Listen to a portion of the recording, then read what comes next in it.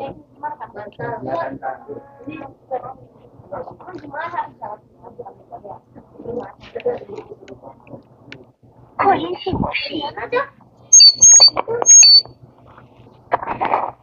tes 1 2 3 semuanya kedengaran ya? Ya, Bismillahirrahmanirrahim. Assalamualaikum warahmatullahi wabarakatuh.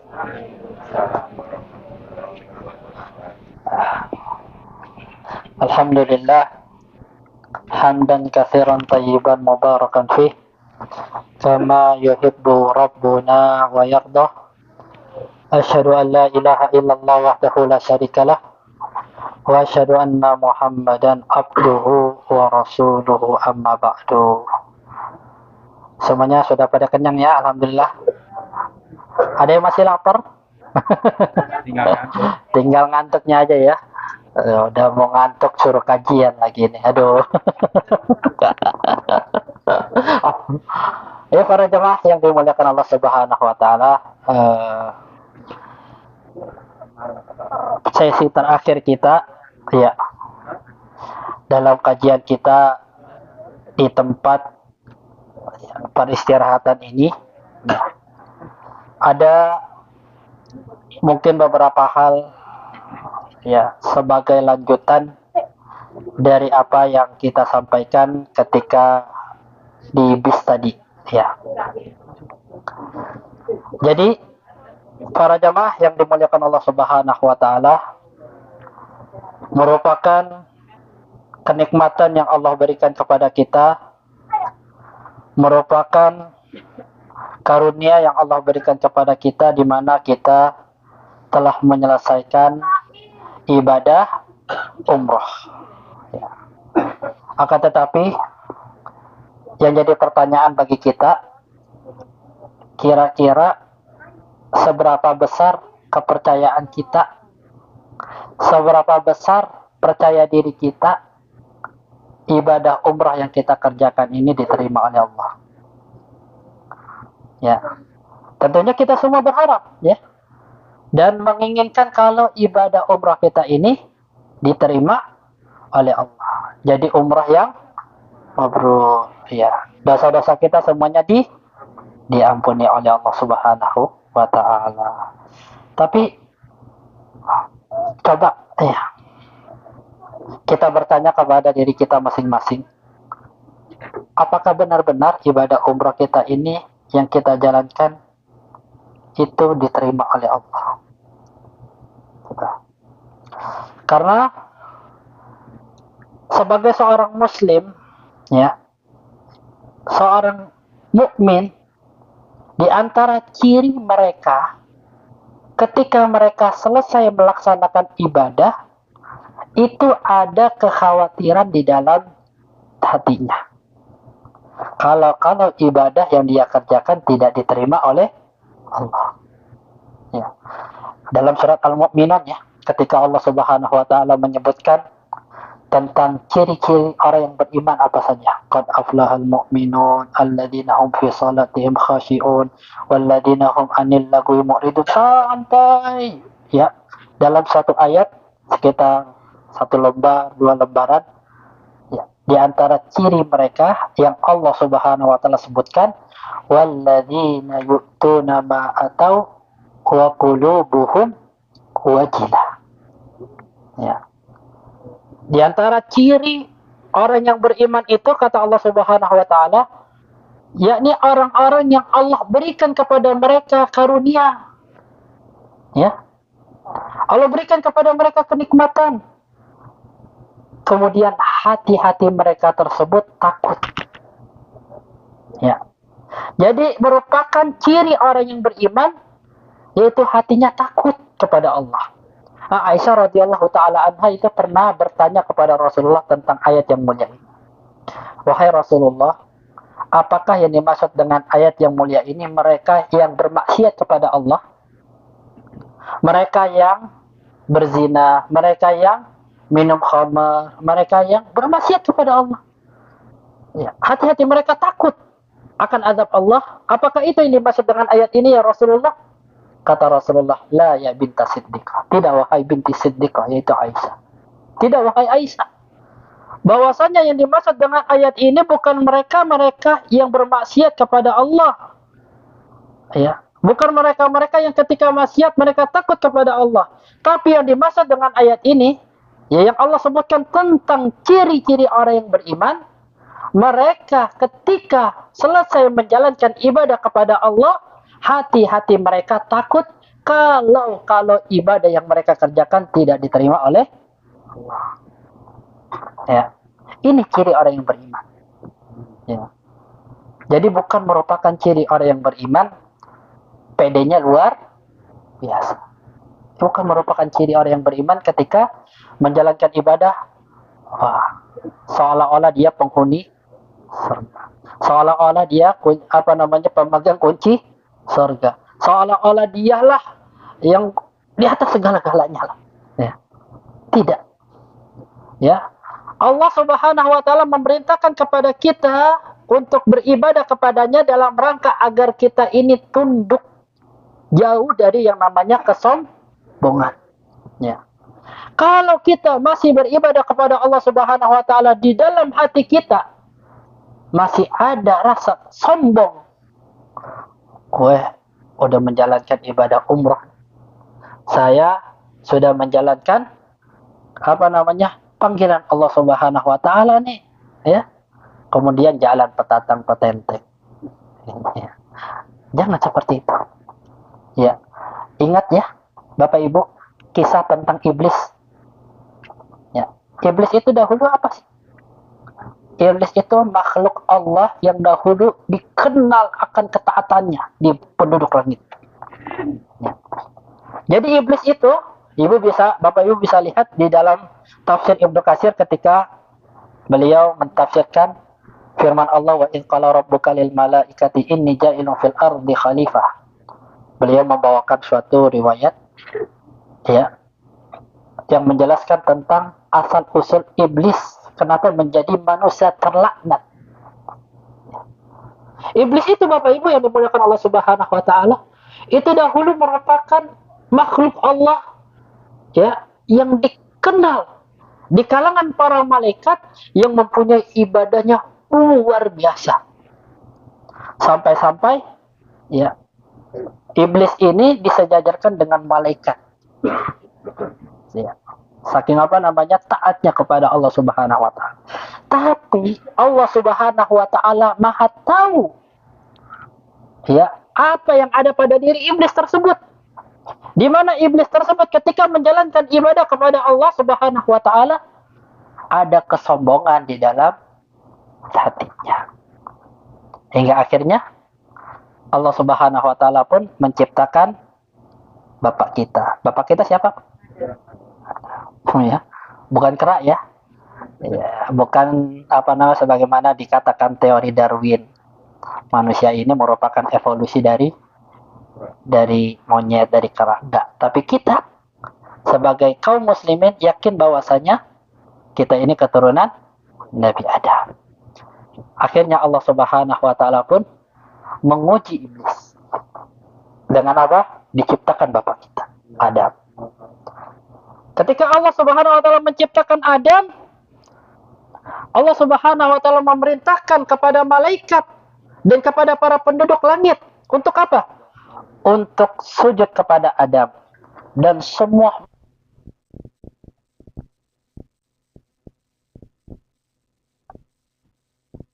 tapi iblis enggan.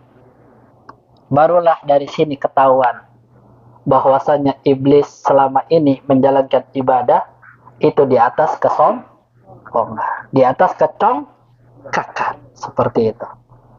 Ya. Dengan mengatakan, ya Allah, kenapa engkau memerintahkan aku untuk sujud kepada Adam, sementara Adam itu diciptakan dari tanah, sementara aku diciptakan dari kata iblis, api lebih baik daripada tanah. Akhirnya Allah Subhanahu wa taala pun murka dan menjadikan iblis tersebut yang tadinya makhluk yang menjalankan ketaatan kepada Allah menjadi makhluk yang sangat terkutuk. Disebabkan apa? Kesombongan. Ya. Jadi pesan saya kepada jamaah, selesai menjalankan ibadah umroh ini, ya, yuk kita introspeksi diri kita. Kita tanya diri kita masing-masing, ya, apakah ibadah umrah yang kita kerjakan diterima oleh Allah? Ya, nanti kelihatannya kapan? Ketika kita pulang ke tanah air. Yang namanya ibadah umrah tersebut, ibadah haji atau ibadah umrah tersebut mabrur, tandanya apa? Tandanya apa mabrur? Iya, menjadi lebih baik. Ya, namanya ya umrah yang mabrur itu umrah yang membawa kebaikan. Ya. Nanti lihat. Kira-kira Bapak Ibu yang dimuliakan Allah Subhanahu wa taala, ketika pulang ada perubahan atau tidak? Ya. Makanya bapak-bapak diperintahkan untuk apa? Botakin rambutnya nih, ya. Dalam rangka apa? Agar ada terlihat perubahan di dalam fisiknya. Sebagaimana fisiknya tersebut ada perubahan, maka batinnya juga harus ada perubahan. Ya. Jadi nanti kita bisa lihat, ya. Kita bisa bercermin dari diri kita masing-masing, ya. Apakah ada peningkatan ketika kita pulang ke tanah air? Apakah ada kebaikan, ya, di dalam menjalankan ibadah umrah yang kita kerjakan tersebut? Apakah kita menjadi lebih baik atau sama saja? Yang sholatnya bolong tetap bolong, ya. Yang ibu-ibu gibah tetap gibah, ya. Kemudian, ya, yang jelas apa? Kita bisa introspeksi masing-masing, Bapak Ibu. Ya. Kalau naudzubillah min dzalik, ternyata ibadah umroh yang kita kerjakan tidak membawa kebaikan kepada diri kita, ya, tidak menjadikan kita lebih baik daripada sebelumnya, maka apa yang harus kita lakukan? Daftar lagi. Kata Pak Marwan, daftar lagi ke Amartur. Iya. Jadi dicoba lagi, ya. Mudah-mudahan nanti dapat mabrur seperti itu, ya. Nah, jadi kita kembali bahwasanya sebagai seorang mukmin ketika selesai menjalankan ibadah umrah, selesai menjalankan ibadah apapun namanya, harus ada kekhawatiran bagi dirinya kalau ibadah yang dia kerjakan ternyata tidak diterima oleh Allah. Makanya Nabi Ibrahim mengajarkan kepada kita, selesai menjalankan ibadah, apa yang kita ucapkan? Rabbana taqabbal minna innaka antas samiul alim. Ya Allah, terimalah dari diri kami, terimalah amal ibadah kami, ya. Sesungguhnya Engkau adalah Zat yang Maha mendengar lagi Maha mengetahui. Ya. Padahal kita tahu Nabi Ibrahim alaihissalam makhluk Allah yang paling mulia. Nabi Ibrahim alaihissalam, ya, yang Allah angkat menjadi Khalilullah, kekasih Allah Subhanahu wa taala. Wattakhadallahu Ibrahim khalila. Dan ingatlah ketika Allah menjadikan Nabi Ibrahim sebagai kekasih. Nabi Ibrahim yang keimanannya udah nggak perlu ditanyakan lagi. Ujian dalam menjalankan keimanan tersebut, ya, yang namanya iman tersebut sebagaimana telah dijelaskan ya kemarin oleh Ustaz Hariful Bahri, ya, namanya orang beriman itu pasti ada ujian. Alif lam mim ahasiban nas an yutraku ayyakulu amanna wa hum la yuftanun. Alif lam mim. Apakah manusia akan mengira dia akan dibiarkan begitu saja dia mengatakan kami beriman sementara dia belum diuji oleh Allah Subhanahu wa taala. Nah, orang yang paling besar ujiannya itu adalah Nabi Ibrahim. Ya, kita bisa lihat ya. Pertama, Nabi Ibrahim enggak diberikan keturunan sampai usia senja. Ya. Kemudian sesudahnya diberikan karunia oleh Allah Subhanahu wa taala seorang anak, ya, ternyata Allah perintahkan Nabi Ibrahim untuk bawa anak dan istrinya kemana? Ke suatu tempat yang tidak ada pepohonan, tidak ada kehidupan, lembah yang tandus, yang kalau kita lihat tengah-tengah jalan kayak gimana tuh ya, gunung-gunung pasir. Coba bisa bayangkan ya, Nabi Ibrahim diperintahkan untuk bawa anak dan istrinya ke kota Mekah yang dahulu belum seperti sekarang. Yang dahulu belum ada yang namanya pepohonan, belum ada yang namanya sumber air ya. Dibawa Nabi Ibrahim, dibawa ini istri dan anaknya. Siapa istrinya? Ismail, istrinya Hajar dan anaknya bernama Ismail ya. Kemudian setelah itu ya, Nabi Ibrahim pun meninggalkan anak dan istrinya. Dan kemudian ketika Nabi Ibrahim ingin meninggalkan anak dan istrinya, Siti Hajar memegang tangan siapa? Nabi Ibrahim sambil mengatakan, Allahu amaraka bihadza. Apakah Allah yang memerintahkan engkau untuk meninggalkanku di tempat yang sangat tandus ini? Kemudian Nabi Ibrahim tidak berkata, hanya menganggukkan kepala. Kemudian apa jawaban dari seorang istri yang salihah? Kalau gitu, Allah tidak akan menyia-nyiakan kita. Ditinggal tuh Nabi Ibrahim, Hajar dan Ismail. Ya, Masya Allah. Itu ujiannya luar biasa. Ya. Sebagai seorang suami, mengharapkan kehadiran seorang anak, anaknya sudah ada, kemudian diperintahkan untuk ditinggalkan di suatu tempat yang tidak ada kehidupan. Ya. Masya Allah. Kemudian sampai di situ belum, Allah uji lagi. Dengan apa? Dengan ketika Nabi Ismail beranjak dewasa. Falamma balagha ma'ahu sa'ya. Ketika Nabi Ibrahim beranjak dewasa, Nabi Ismail beranjak dewasa, Nabi Ibrahim datang lagi menemui anaknya.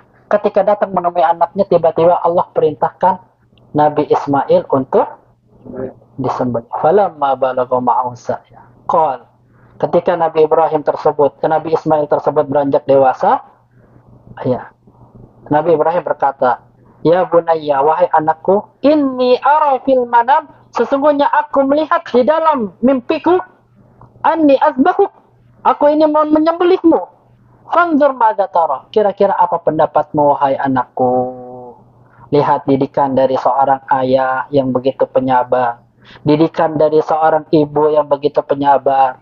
Apa jawaban dari anak yang saleh tersebut? Qala ya abati, wahai ayah andaku, kalau sekiranya ini perintah dari Allah, if'al ma tu'mar, maka lakukanlah apa yang diperintahkan Allah kepadamu, satajiduni insyaallahu minas sabirin, sehingga engkau pun akan mendapatiku termasuk orang-orang yang bersabar. Jadi Nabi Ibrahim, Nabi Ismail itu kesabarannya udah nggak perlu dipertanyakan lagi, keimanannya nggak perlu dipertanyakan lagi. Akan tetapi ketika keduanya tersebut selesai meninggikan Ka'bah, apa yang diucapkan oleh keduanya?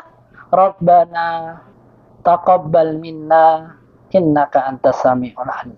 Nggak seperti kita begitu pedenya, enggak. Ya, nggak begitu pede. Pasti nih amalan saya itu diterima oleh Allah. Pasti amalan saya ini itu membawa ke dalam surga. Enggak seperti itu Nabi Ibrahim. Tapi Nabi Ibrahim masih berdoa kepada Allah agar Allah menerima ibadahnya. Meminta kepada Allah agar Allah Subhanahu wa taala menerima amalan ibadahnya. Rabbana taqabbal minna innaka antas samiul alim. Pertanyaannya, apakah kita sudah berdoa seperti Nabi Ibrahim? Apakah kita sudah berdoa agar Allah menerima amalan ibadah kita yang kita kerjakan? Atau selama ini kita pede aja, amalan ibadah kita pasti diterima oleh Allah? Enggak begitu. Seorang mukmin harus banyak-banyak berdoa kepada Allah Subhanahu wa taala agar amalan ibadah yang dia kerjakan, ketaatan yang dia laksanakan, semuanya diterima oleh Allah Subhanahu wa ta'ala. Jadi intinya apa Bapak Ibu? Banyak-banyak berdoa. Ya. Jadi nanti ketika Bapak Ibu di perjalanan, di pesawat, ya, sisipkan waktu ya berdoa kepada Allah. Ya Allah, terimalah atas segala macam amalan ibadah yang pernah saya kerjakan di tanah suci. Tolong panggil kembali ya untuk bisa datang kembali dan untuk bisa berziarah kembali ke rumahmu ya Allah. Seperti itu ya. Banyak-banyak berdoa. Kemudian Bapak Ibu yang dimuliakan Allah Subhanahu wa taala, nanti pagi insya Allah perjalanan Bapak Ibu menuju tanah air ya. Sebagaimana telah saya jelaskan pada awal kita bertemu, yang namanya perjalanan itu bagian dari azab Allah Subhanahu wa taala. Kata Nabi sallallahu alaihi wasallam, as-safaru qit'atun minal azab. Safar itu merupakan bagian dari azab Allah. Ya, kita kalau Bapak Ibu perlu tahu, perjalanan kita ini itu sebenarnya banyak ujian. Tapi Bapak Ibu nggak merasa aja. Ya. Pertama dari mulai pemarah pisah ya. Bisa keluarnya last minute, tidak, detik-detik terakhir. Kemudian setelah itu apalagi masalah hotel. Ya, kita tahu ya, lagi pertama kali datang ada yang terlempar. Kemudian masalah raudoh. Ya, raudohnya ya, tasrihnya tersebut keluar tapi berbeda-beda jam. Kemudian sampai kita di Mekah, ya itu sebenarnya ada masalah, cuman kita nggak bilang-bilang nih ke Bapak Ibu nih, ya tentang masalah hotel, ya ada sedikit masalah belum ready seperti itu, ya.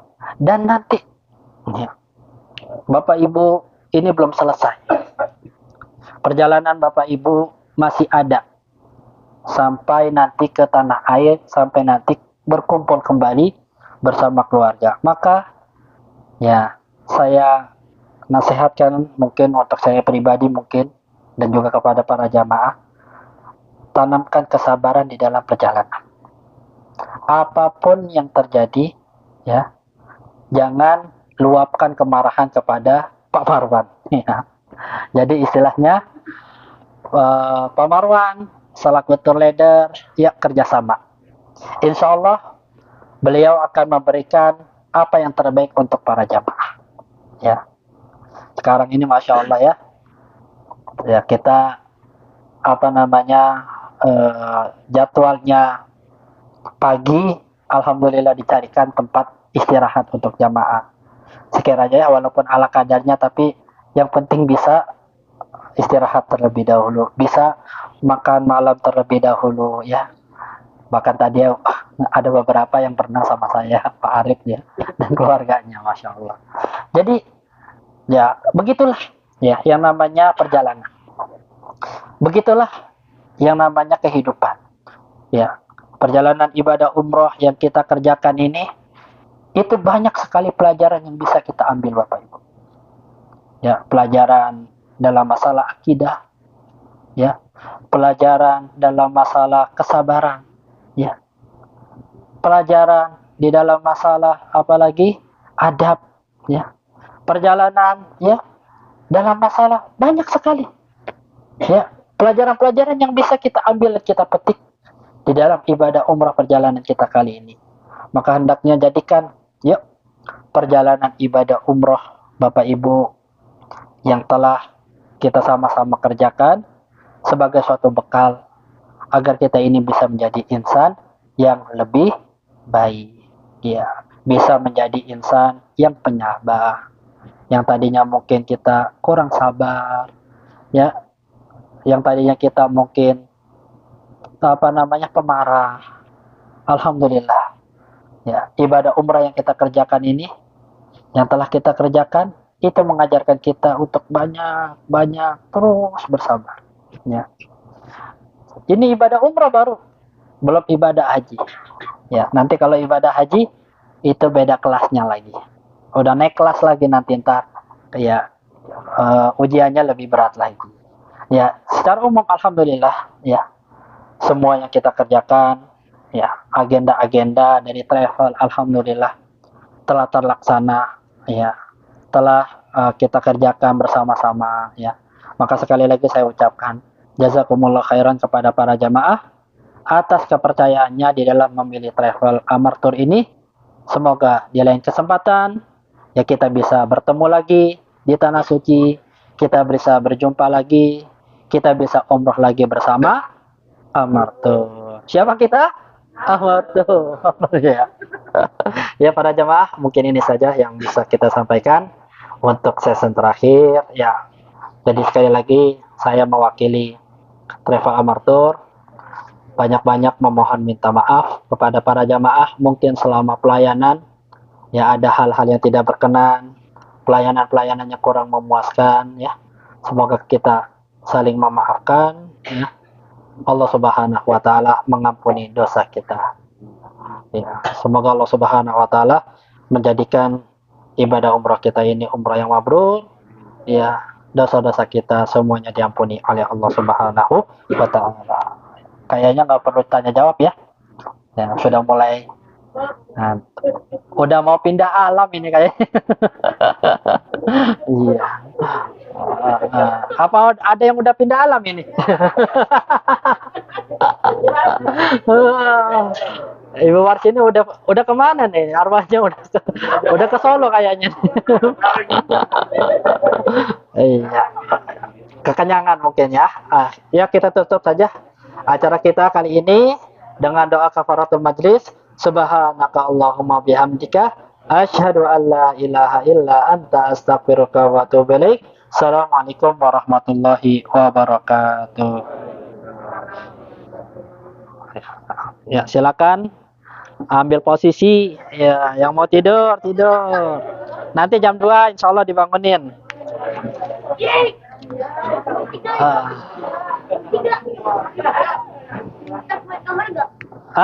Ya silakan ya bertiga sana.